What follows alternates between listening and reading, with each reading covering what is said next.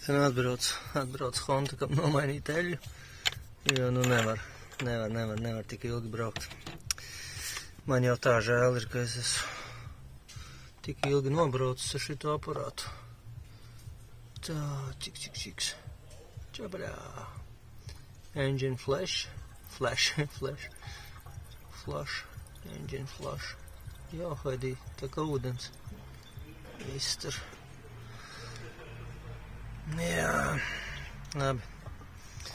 Tagad 15 minūtes padarbinās un tad lies ārā to nobraukto žļurgu. Labi, ka viņa nav melna.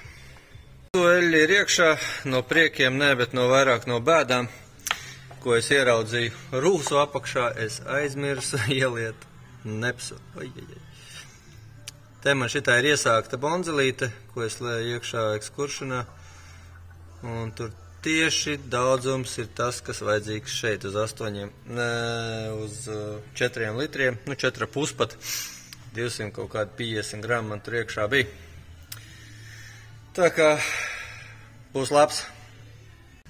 Honda, kam ir jāmaina visi bremžu diski, attiecīgi visi kluči, tas ir par ritošo, tad sākās rūsa, te būs, un te jau ir caurumi, te arī jau ir caurums, visa apakšiņa tāda aprūsējusi, un šeit ir caurumi vienā otrā pusē, un bunduļi vispār tādi, ka tur iekšā var roku iebāzt.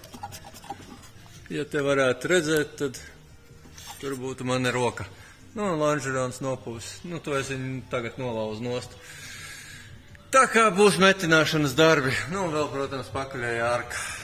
Nezinu, vai es to gribu, bet nāksies. Darāmo lietu saraksts ir tik garš, ka es aizmirsu minēt vēl sajūgu jāmaina. Troses no ātruma pārslēdzēju skārbi jāmaina. Kondiškas sūkni magnēts, cerams, ka varēs dabūt magnētu, tikai, ja nē, protams, būs jāmaina viss sūknis.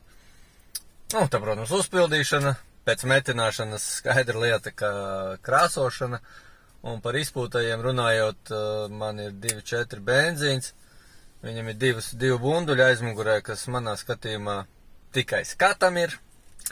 Es, tad, kad taisīšu, mainīšu bunduļi man ir it kā divi.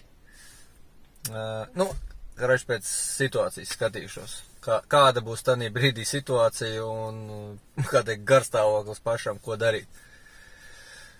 Un tad mošku uztaisīšu vienkārši vienu izpūtēju, iztīsies pēc 2-litrīgā, bet, man tas pilnīgi neko netraucē.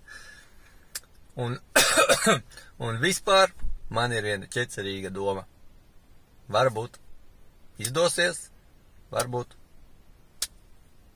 neizdosies.